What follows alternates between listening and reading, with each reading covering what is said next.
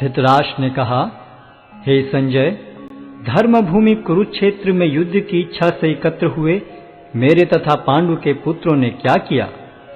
संजय ने कहा, हे राजन, पांडु पुत्रों द्वारा सेना की व्यूहरचना देखकर राजा दुर्योधन अपने गुरु के पास गया और उसने ये शब्द कहे, हे आचार्य, पांडु पुत्रों की विशाल सेना को देखें, जिसे आपके बुद्धिमान शिष्य द्रुपद के पुत्र ने इतने कौशल से व्यवस्थित किया है।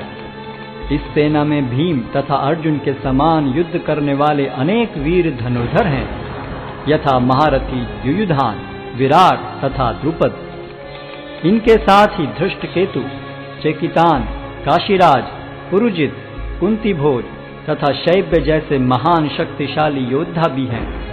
पराक्रमी युधामन्यु, अत्यंत शक्तिशाली उत्तमौजा, सुभद्रा का पुत्र तथा द्रौपदी के पुत्र, ये सभी महारथी हैं। किंतु हे ब्राह्मण श्रेष्ठ, आपकी सूचना के लिए मैं अपनी सेना के उन नायकों के विषय में बताना चाहूंगा जो मेरी सेना को संचालित करने में विशेष रूप से निपुण हैं। मेरी सेना में स्वयं आप, भीष्म, कर्ण, कृपाचार्य, अश्वत्थामा, विकर्ण तथा सोमदत्त का पुत्र भूरिश्रवा आदि हैं, जो युद्ध में सदैव विजयी रहे हैं। ऐसे अनेक वीर भी हैं जो मेरे लिए अपना जीवन त्याग करने के लिए उद्यत हैं। वे विविध प्रकार के हथियारों से सुसज्जित हैं और युद्ध विद्या में निपुण हैं। हमारी शक्ति अपरिमेय है और हम सब पितामह द्वारा भली भांति संरक्षित हैं, जबकि पांडवों की शक्ति भीम द्वारा भली भांति संरक्षित होकर भी सीमित है। अतएव सैन्य व्यूह में अपने अपने मोर्चों पर खड़े रहकर आप सभी भीष्म पितामह को पूरी पूरी सहायता दें।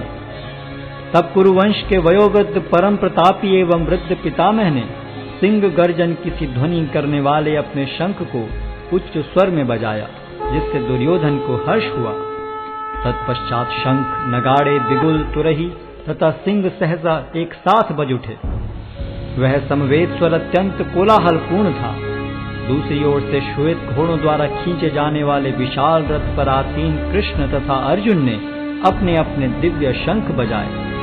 भगवान कृष्ण ने अपना पांचजन्य शंख बजाया, अर्जुन ने देवदत्त शंख तथा अति भौजी एवं अति मानवीय कार्य करने वाले भीम ने पौंड्र नामक भयंकर शंख बजाया। हे राजन, कुंती पुत्र राजा युधिष्ठिर ने अपना अनंत विजय नामक शंख बजाया तथा नकुल और सहदेव ने सुघोष एवं मणिपुष्पक शंख बजाए। महान धनुर्धर काशीराज, परम योद्धा शिखंडी, धृष्टद्युम्न, विराट, अजय सात्यकी, द्रुपद, द्रौपदी के पुत्र तथा सुभद्रा के महाबाहु पुत्र आदि सबों ने अपने अपने शंख बजाए। इन विभिन्न शंखों की ध्वनि कोलाहल पूर्ण बन गई, जो आकाश तथा पृथ्वी को शब्दायमान करती हुई धृतराष्ट्र के पुत्रों के हृदय को विदीर्ण करने लगी। उस समय हनुमान से अंकित ध्वजा लगे रथ पर आसीन पांडुपुत्र अर्जुन अपना धनुष उठाकर तीर चलाने के लिए उद्यत हुआ। हे राजन, धृतराष्ट्र के पुत्रों को व्यूह में खड़ा देखकर अर्जुन ने श्री कृष्ण से ये वचन कहे।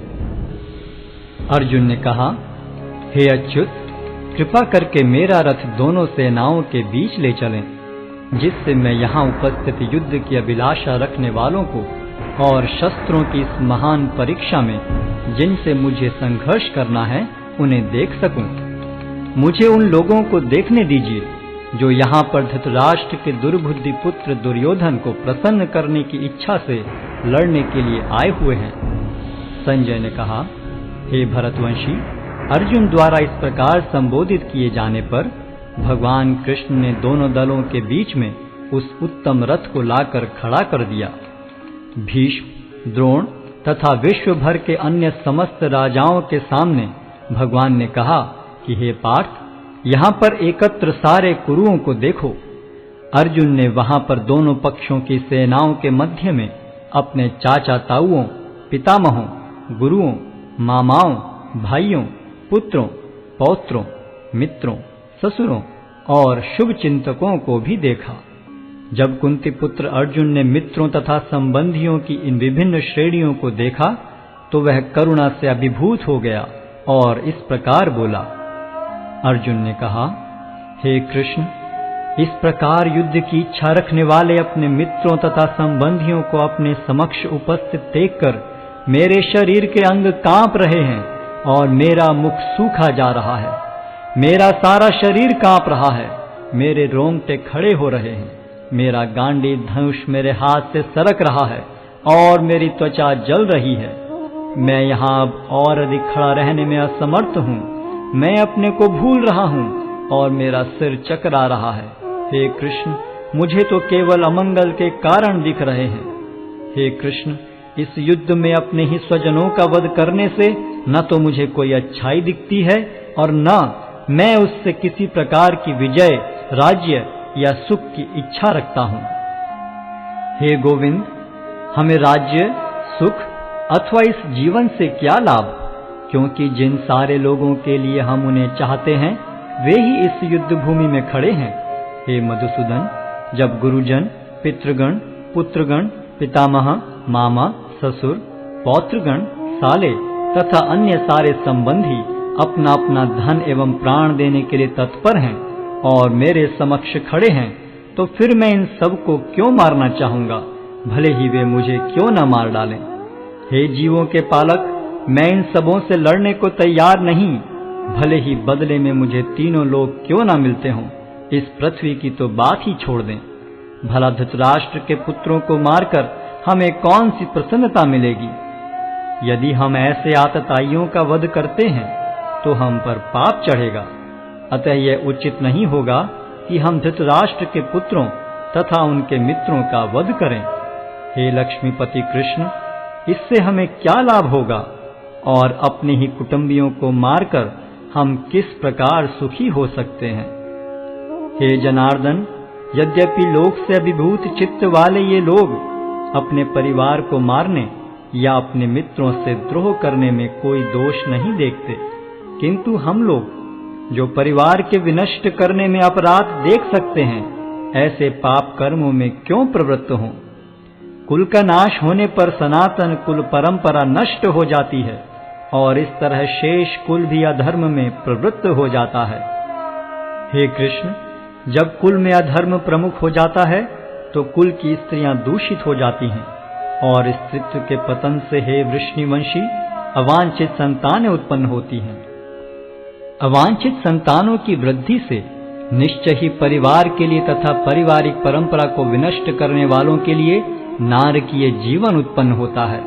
ऐसे पतित कुलों के पुरखे गिर जाते हैं, क्योंकि उन्हें जल तथा पिंडदान देने की क्रियाएं समाप्त हो जाती हैं।